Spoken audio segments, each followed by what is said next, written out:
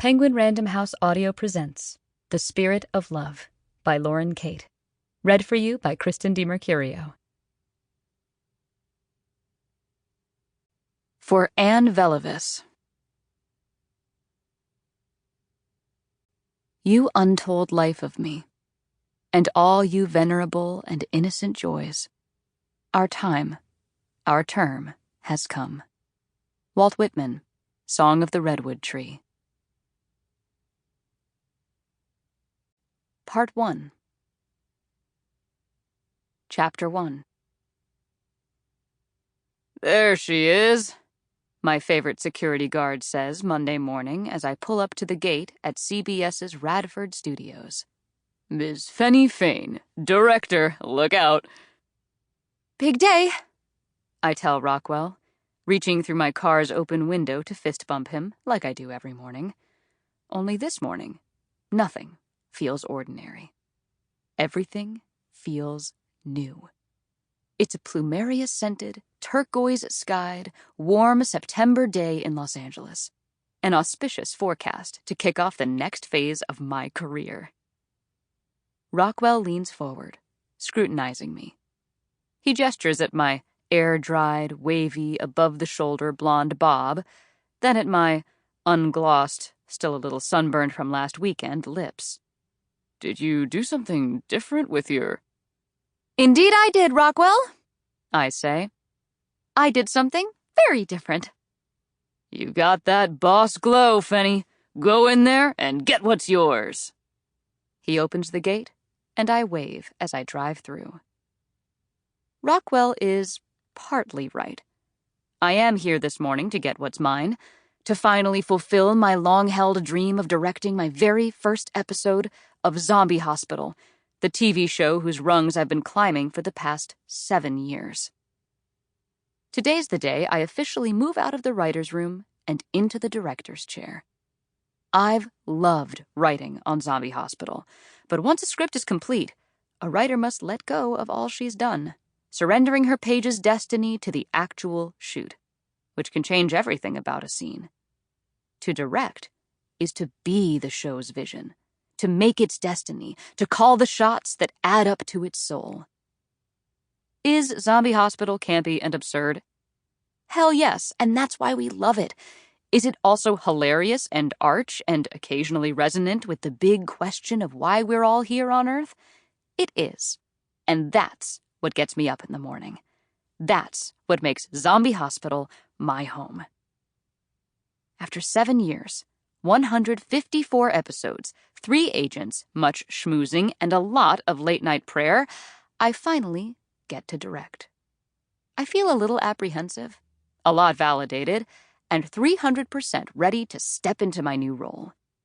But the glow that Rockwell mentioned back at the studio gate, I believe that comes from somewhere else. Have you ever had an orgasm so powerful it rattled the marrow of your bones? It's one of those, if you know, experiences, and 72 hours ago, I had no idea. I would have face-palmed at such hyperbolic language because I take language seriously. Cut to now, when I'm attempting to operate a vehicle with actual rattled bone marrow. As I wind my way through Radford's 40-acre lot, my mind slips back in time to this past weekend. I know that technically I'm here in Studio City, driving this familiar route to my familiar trailer, but inside, a part of me is also still there. In a cabin at the edge of the world, draped in magic. Fireside. With Sam. Sam, who I met this weekend at the beach. A giddy smile lights me up as I slam on the brakes in the middle of the lot. I can't remember the last time it was this much fun to think about a guy. I bust out my phone and open a new browser window to see when I can catch the next ferry back to Catalina Island. Back to his cabin, his arms. If I leave after work tonight, there's no ferry that could get me back in time for call tomorrow. But then, what even is time in the face of that crinkly thing Sam's eyes do when he smiles? A car horn honks. Hey, lady! A male voice calls from the car I've trapped behind me. "Important people back here, trying to get to important places." In my rearview mirror, I see that my car is blocking Jake Glasswell's lucid air, and I laugh. Jake is the host of The Jake Night Show and engaged to one of my best friends, Olivia Dusk. And he is clearly fucking with me. "Sorry, Glasswell," I call out my window, putting my Kia EV9 back in drive, shelving my erotic wanderlust for another time. "I'm moving." "Fenny, hold up. I was on my way to find you." Jake climbs out of his driver's side door, opens his trunk, and pulls out a bouquet of zombie-shaped silver helium balloons. "These are from Liv and me." I put a hand to my heart, touched, as he helps me stuff the unwieldy balloons into my passenger seat. "Thank you, Jake." "The least we could do to celebrate the new Scorsese in town." He winks. "You do know Liv and I despise Scorsese, right?" Yeah. Jake beams his dazzling, ratings-reaping smile. "I still think you'd like his early work." "I'm more focused on my early work at the moment." "Of course," Jake says. "Hey, how was your trip to Catalina? Did you get that rainstorm you were after?" I did get that storm. And then some. And although the mere mention of Catalina sets my bone marrow rattling again, I can't dish to my friend's fiancé about my naughty weekend.